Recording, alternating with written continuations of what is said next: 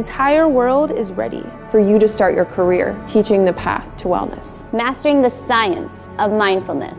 And the art of coaching. To help clients achieve mental, emotional, and physical betterment of life. Through movement, nutrition, recovery, and regeneration. Because impacting one person impacts a family. Impacting a family impacts a community. And impacting a community impacts the world. Become an NASM certified wellness coach.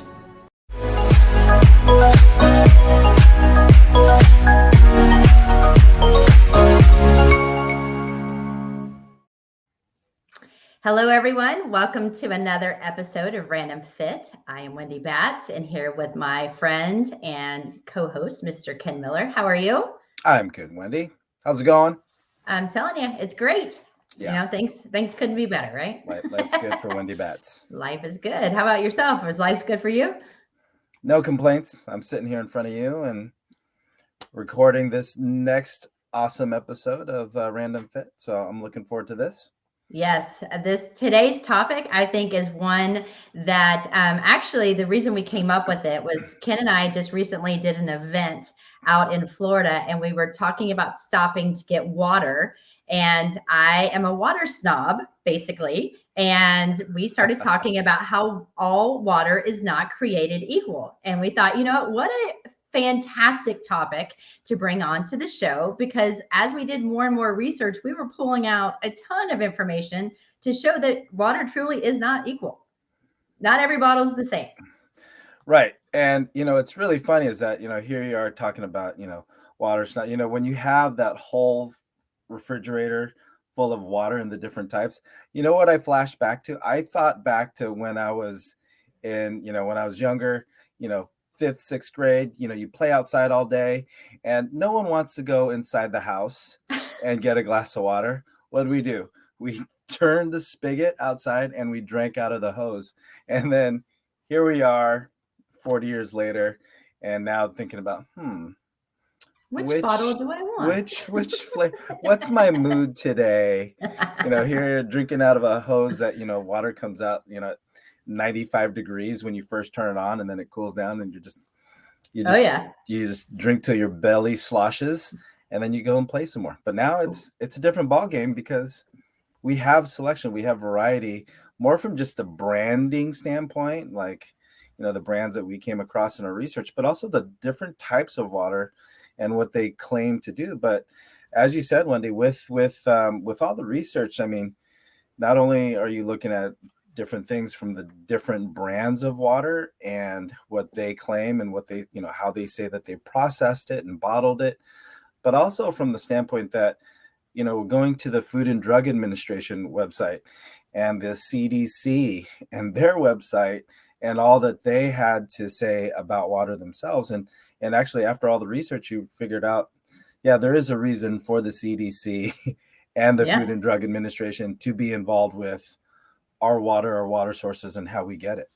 Well, yeah. And if you think about this, guys, when we're born, was it 75 to 80% of our body as a baby at birth is water. So that's a lot. And then as we age over time, so when you think about as an adult, our body drops to approximately 60% for males and 55% for females. And so water is an important component of life. I mean, we're made up of so much water itself. And so what we're taking in, if we can add some extra like nutrients or different things to help us feel better, move better, and drink more water, I mean, it's kind of a win-win for both, because I mean, we were looking at all the benefits of water.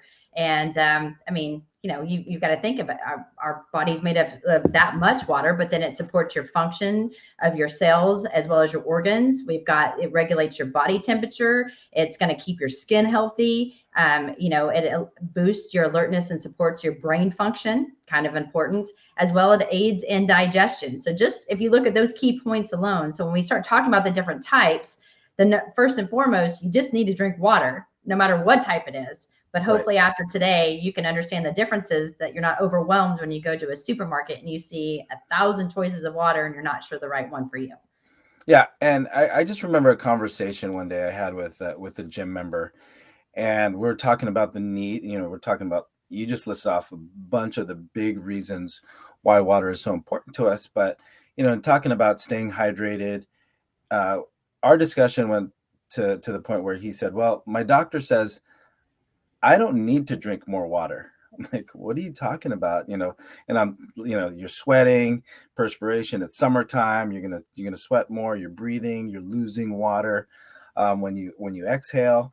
But then he says to me, it's like, well, between what I eat and what I drink and coffee and all these other, I'm getting what my body needs to survive. And to that point, he was not wrong.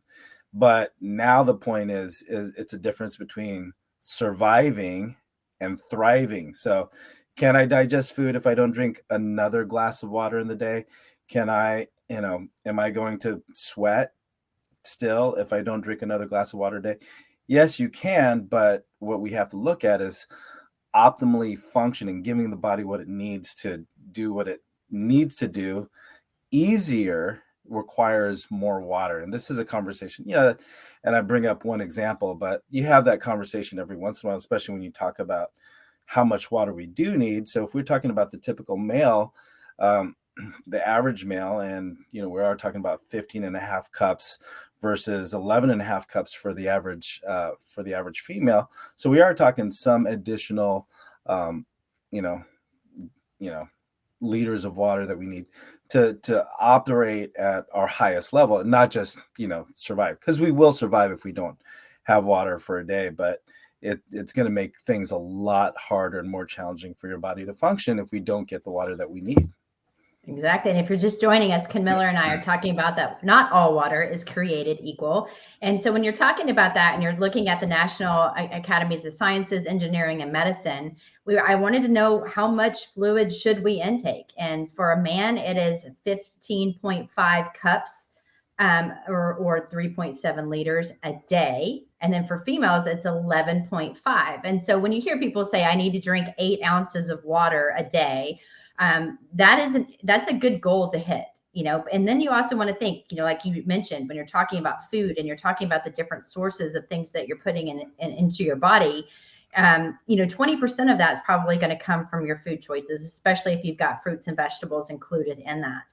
But, when we go back and we start thinking about just water in general, I know, I wanted to find out a little bit more about water regulations. And Ken, I know that you were talking about the different parasites and things that happened back in Flint, Michigan.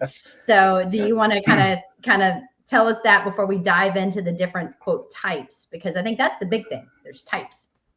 Yeah. So just to answer, what I realized over looking, when you talk about Food and Drug Administration and the CDC, one thing that, came up in recent memory is what happened in Flint, Michigan, and the lead that they had in their water. So they switched water sources, and apparently from how they were distributing and transporting water, the pipes were contaminated, which led to leaded water coming into people's homes. So, I mean, it's still something that today they're still very much dealing with. But, this is why there is regulation from a national level on, looking at, the type or the quality of water that we have access to, especially through tap, because that's the water we're going to cook with. That's the water we're going to shower with, and potable water, things like that. And, the water definitely we're going to drink, if you're drinking tap water. So this is what we have to look at, as far as lead and excessive minerals that can, in certain levels, be toxic to the body. But one of the things that also came up is, parasite called Cryptosporidium. So again, these are things that when introduced to the body at excessive levels, again, they're there, but are they there at a level that our body can tolerate? So when you look at the criteria for that, have we accounted for not just minerals, but also parasites, to where if we do get them, this is going to lead to, worst case scenario, death, because, you have diarrhea, vomiting, nausea, and different things like that can happen to the body if they go unchecked and unmonitored. So that's why there is regulation when it comes to the type of water or the quality of water that we have access to. Right. And there are different treatments for that. And we were looking at reverse osmosis, distillation, filtration. So there are a ton of things that go into our water system that's happening on the back end that we don't see. But when we talk about tap water, I know when I lived in certain states, they were like, don't drink the tap water, like it's not safe, it's not healthy. And that's not necessarily true. It just doesn't taste all that awesome, but it's still safe for us, to an extent.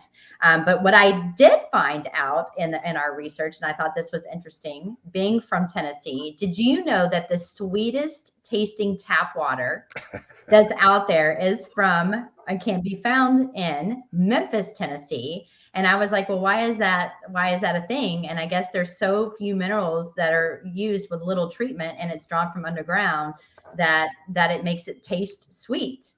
And then the best tasting is from Macon, Georgia, which I live in Atlanta, so it's not too far from Macon. And it's because there's little to no chance of industrial contaminants, and it's pulled from a lake. And so, just a little did you know. But before we start talking about bottled, if you live in those two areas, you should just drink it from your tap. I know that's going to give another reason for you to go back to Tennessee and visit. I love it just there. Scoop your little water jug in there and just bring I'm some from home. Nashville, but Memphis isn't too far away. It's all the same. Tennessee is Tennessee.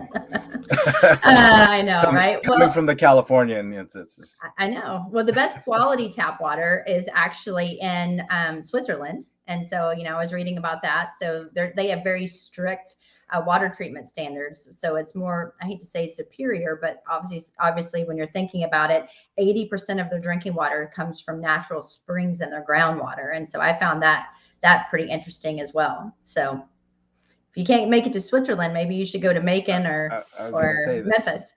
That in and of itself, I'm drinking Swiss water. That's right. That's right. But here we are talking about not all water being created equal. So, Wendy, you want to get us started off on talking about the types of water you want to list off today? Yeah, well, one of the things when you're looking at the different waters, I wanted to know, well, what's the best water that's out there? And so when I was going to a bunch of different types of, websites, because there is a lot of marketing that you're actually kind of trying to look through. One of the ones that came up was that spring water wins. When there's no beating around the bush that without a doubt, spring water's the winner. And it's mainly because it provides vital nutrition as it moves through your body. So I thought, okay. And then, I also thought that when I wanted to read more about it is when spring water is bottled at the actual source and proven to be actual living spring water, that's also something that we want to start looking at, because it does provide the best, provides us with the best water that we could actually drink, which I found fascinating, because I would have never thought, look at where you're bottling it. So I know that was something that you also had noticed. Well, that's one of those points when it comes to, it's not just the product, it's how the product got to be there. So you can have spring water, lake water, you can have the best water available, the best water around. But if you take this awesome water, this clear water, this flavorful, this electrolyte, and infused water from nature, but if you put it into a tanker, or it's going through a pipeline, or some kind of system that can be contaminated, that's when things can get a little questionable as far as the quality of water that winds up at your neighborhood market or at your grocery store, right? So when we talk about things being bottled at the source, so the less stages that the water has to go through from its source to actually how it's delivered to you, the better. And that's basically what I came across as well, as far as the quality of water that you get in your hand or in your bottle. It's going to make a big difference in what it took for that water to get there. So the more steps in between, the more opportunities there are to introduce impurities that will affect the taste and the texture of the water. Because if you have a sensitive enough palate to feel a difference. But I wonder if you smell it, if it's kind of like wine tasting, but wine tasting with water. So maybe that's what we should do. smell the aroma of Yeah, any kind yeah. of barrel or, The mouth pipe. feel. Yeah. And those of you guys that are just joining us, we're not talking about wine, but we're talking about that not water is all, is created equal. And, obviously we just talked about, pulling it directly from the source and how the spring water is a big winner. Ken, why don't you talk to us a little bit about mineral water? Because I found that mineral water was actually right behind spring water. And so I don't know if you want to kind of tell us a little bit about that.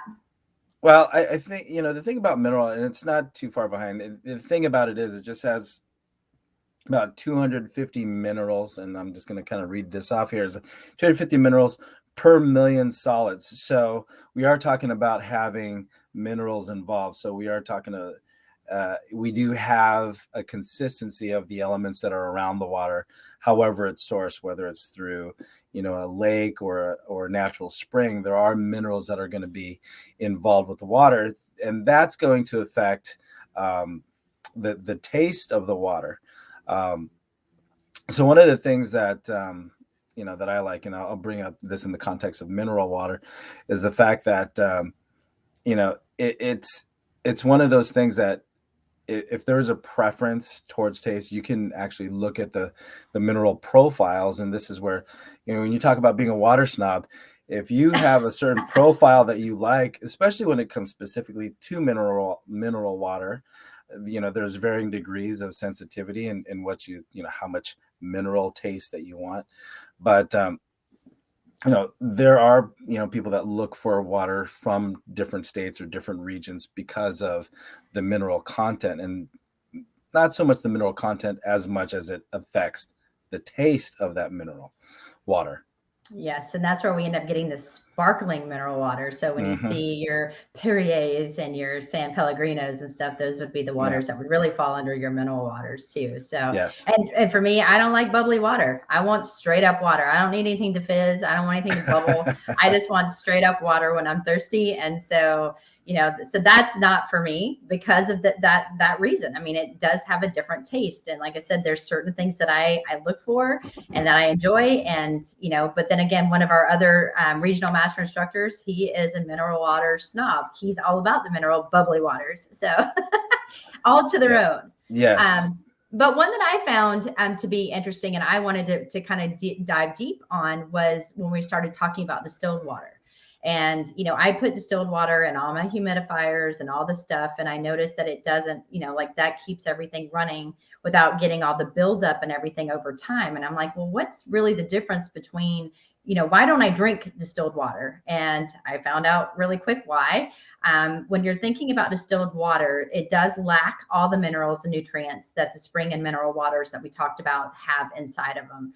And so, there's no minerals in them. So over time, if you drink it, it can lead to mineral deficiencies if that's where you're getting some of, those in your water. But then when you think about it too, if you are going to have it or drink it, there are a few things to think about. You want those to be from an industrialized place that's actually, that's where you're getting your mineral water, your distilled water.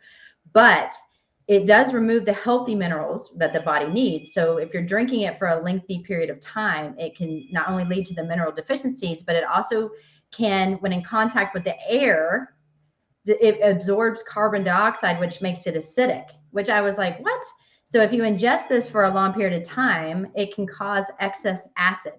And so, you can see why that's probably not the best water to drink. And I found that fascinating because I knew that there was a reason more than just the taste, but I didn't realize that if you drank it excessively, that it can increase your acid content. Yeah. Did you know that?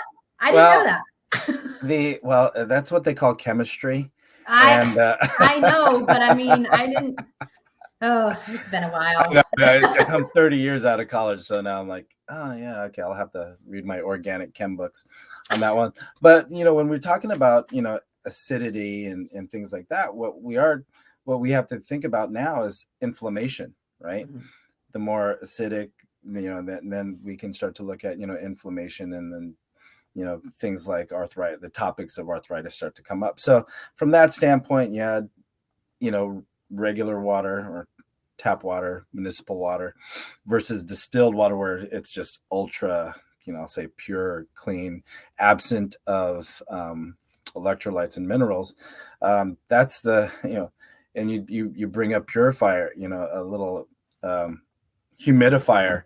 If you don't use distilled water, that humidifier is going to get dirty really fast. So Yes. that's where you really want to make sure that you're using the right water. But yeah, with what I've been reading lately about distilled water, we do need to be partial to water that has electrolytes and minerals in it versus those that do not.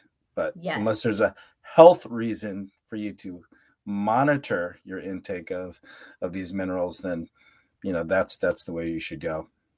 Yeah, and then some of the other ones, and then now we're actually kind of getting into more too of like your choices of drinking water that you always see kind of piled together. And a big one is there's this big thing going on about alkaline water. And and so when you're thinking about it, that type of water contains a higher pH level than most other drinking waters, and it's typically due to the ionization. And so when you're thinking about pH scale, it ranges from 0 to 14. So we know that 0 indicating high acidity. And then, when you're thinking about the alkaline levels of 14, that's actually high. So when you're looking at like tap water on average, it sits right in the middle. And so oftentimes when we're looking at alkaline water, it may say 9.5 plus, or it may say 8 plus. So it is a little bit higher than what you're normally getting in your tap water.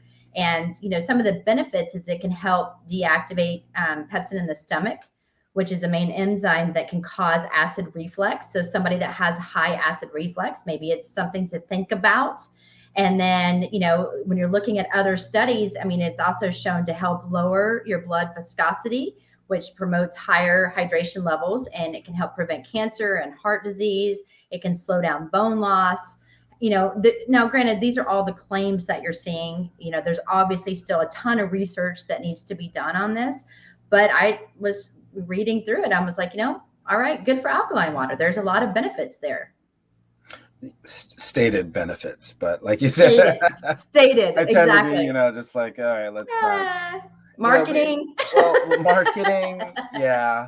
But, this is something that I've talked about with some of the coaches when it comes to, not just about their athletes being or staying hydrated, but how they're hydrated. So, if we're talking about heavy respiration again, protein, inflammation being a big concern now when it comes to recovery on that side of things, then there is a bias towards, hey, if I've got acid reflux, or if it's going to help me affect my blood viscosity, and if that's going to help me with my recovery, then I'm gonna go all for it when it comes to alkaline water. But the thing about alkaline water, it does tend to be a little bit more on the higher price side of the water spectrum when it comes down to actually making that investment now. Yes, and I know the next one that we're going to talk about is the one that I love. So again, me being a snob, there are certain waters that I love, and there's definitely a brand that I like. And those of you guys that are just joining us, we're talking about that not all water is created equal. And of course, we've talked about spring water and mineral water. We just talked about distilled water and alkaline water. But one of my favorites is actually the electrolyte water. And when you're thinking about this water, they have added electrolytes in it, which are minerals such as the sodium, potassium, magnesium, and calcium. Naturally, these are distributed through the fluid of your body. So it's going to help us to also facilitate even more bodily functions. So some of these minerals help with controlling our fluid balance, regulating our blood pressure, helping muscles contract, maintaining the correct acidity in our blood.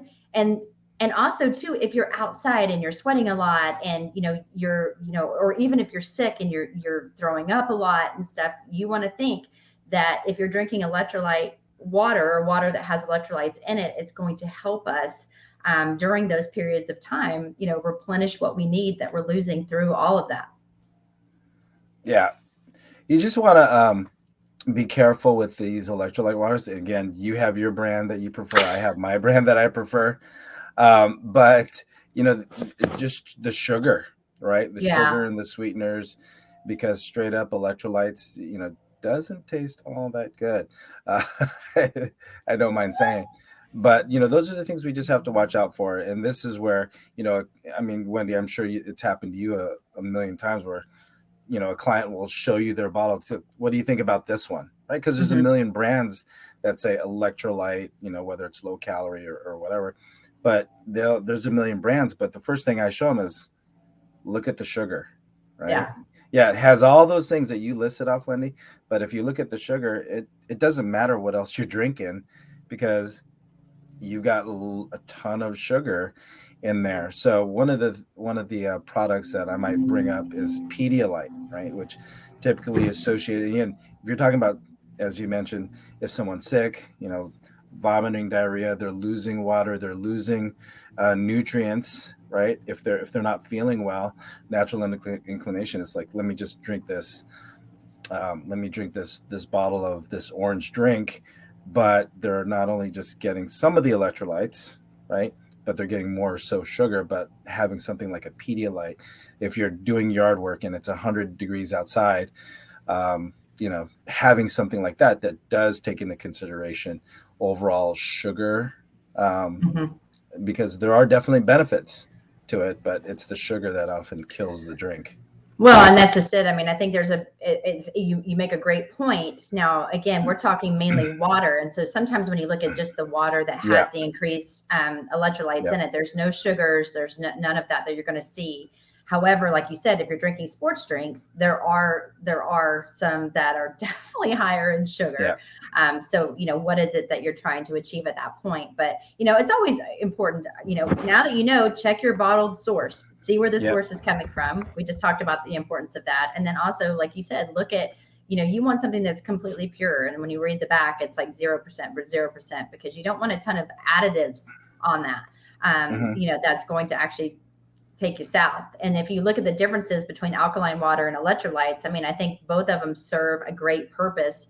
And what we found is that one's not necessarily better than the other. It's just which is going to serve you better. Because again, if I notice that I do have, acid reflux, maybe alkaline water, and mixing that, not always, that's not the only type of water that I'm having, but I do have, maybe 1 or 2 bottles of that a day, which before I might not have any. Or if I know that, that I'm sick, that I might just grab the water with electrolytes, or, I'm outside sweating, if you guys have ever been to Arizona in the summer, you just get in your car, you feel like you're going to, you're going to melt. Having, maybe some water with electrolytes could be very beneficial. And you're not even working out. You're just trying to quench your thirst, and you're going to get some benefits from that as well. Yeah. And it is one of those things when we are in Arizona to take advantage of the scenery. And, a lot of people don't realize there's mountain biking and hiking. And when the temperature does get hot, I mean, this is why you hike at 6 a.m, or you're hiking after 8 o'clock at night, because the temperature is so hot, but you're still going to sweat. So just making sure you're taking care of yourself winds up being one of the more important things. And just for clarification, when I talk about, sports drinks and things like that, there are some electrolyte based waters that have added sugar into it. So it's no longer what what we're talking about here is water. They've kind of migrated it or evolved it to where it's kind of to look more like a sports drink. Again, a lot of times because of marketing, it looks healthy, but it has the pizzazz of You mean don't just look at the how pretty the label is or how colorful it is? Actually read something. Who does that? Well, I think it's important too to mention purified water. So Ken, do you want to kind of take us through a little bit of that you found on purified waters? Purified, basically, it's what we've talked about, but to a more formal extent when we're talking about mechanically filtering it. So we're talking about gosh, what was it, Wendy? They're monitoring the parts per billion or parts per trillion to monitor the I guess the concentration of the elements there. But also now there's a whole process. And again, you got it right here. So not only is there a mechanical filtration process, but now you have, again, we could do a whole episode just on how this is done, but we're talking about carbon filtering, microfiltration, ultrafiltration, ultraviolet oxidation, electrodeionization, Wow.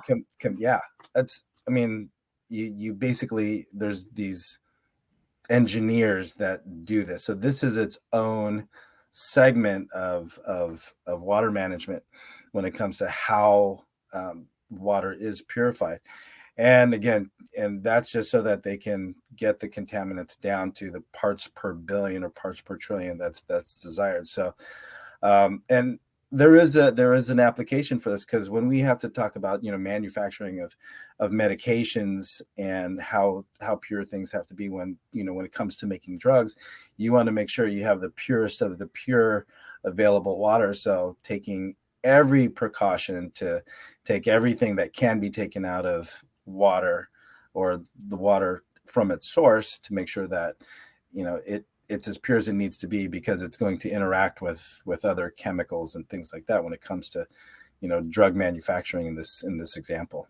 Yeah, and if you guys are just joining us, we're talking about that water is not always created equal here with Wendy Batts and Ken Miller on the Random Fit Show. And I think, with you talking about purified water, I mean, that's basically, like you said, they're purifying it enough to where we can drink it, and, it's healthy for us, not to get sick, but it's not necessarily the cleanest form. So again, I was like, well, what are we talking about when we say the cleanest, or the cleanest form? And so I dug a little bit deeper, and that brought us to, of course, the distilled water that we just talked about. But there's also something called vapor distilled process, which, again, when you're thinking about distilled water, that's been boiled into vapor and condensed into a liquid, and then it's free from its impurities such as salt. And then it's going to, come back into, and then at that point, that's how you get your distilled water. Well, this is actually kind of doing the exact same thing, but they're using, even more, your heat. Then you're going to cool it to vapor, right? And so when I was like, okay, what does all this mean? So vapor distilled water is purified water, and it's used that specialized heating process. And so when you're reading about it, it's saying it's the cleanest form. However, when you're looking at it, this is created in a lab. And so you think that, when you're looking at a lot of your beverages, you're going to see, vapor distilled water, and that it's the cleanest, and this is why you should drink it. But in all reality, it's not necessarily better than anything. If anything, that's totally different. So if you're looking at that versus, regular tap water, you're looking for helpful particulates. There's also fluoride in your water and all that's not found in your vapor distilled water. So I think the long and short of it is, find the water that, is it okay to drink out of your tap? Unless you're told otherwise, based on where you live, I would say that it's actually going to be healthy enough where you're not going to get sick. However, there are so many different options to choose from. You've got to choose the water that you're going to drink. Think about what your body's made up of. And if you start to dehydrate yourself, it leads to sickness. It starts to lead to a lot of long-term things that can negatively go wrong. So just drink water, find the one that fits for you, and be a water snob, because it's cool to be a water snob. Yeah. Well, I'm thirsty. Oh. I'm drinking water that's been soaked around coffee beans. So, but I am really thirsty now for some pure, clean water. But hey, that was a lot of information when it comes to water. So, it is a matter of preference for the most part, because if it's available to you, it has gone through rules and regulations to make sure it's safe. So it is a matter of, okay, what do you prefer, and then drink it. Right. So as we said in the beginning, 15.5 cups of water for men, 11.5 for women, and just, give your body what it needs. So Wendy, thank you so much for all the time, energy, and effort when it comes to, I actually know a lot more about water than I thought I would. Me too. This was actually fun, because again, the conversation started sitting in a car talking about that they didn't have the water that I wanted. And you said, why does it matter? And I said, all water is not created equal. It was a great conversation, and I think it was super fun to talk about today. Yeah. So thanks again, Wendy. So for everybody listening to us here on Random Fit, thank you so much for your time and listening to us on this episode on water, and that not all water is created equal. So to hear other topics on Random Fitness, please like, follow, subscribe, and comment, and we'll be sure to get on a topic that you're sure to appreciate. So until next time, everybody, take care and be well.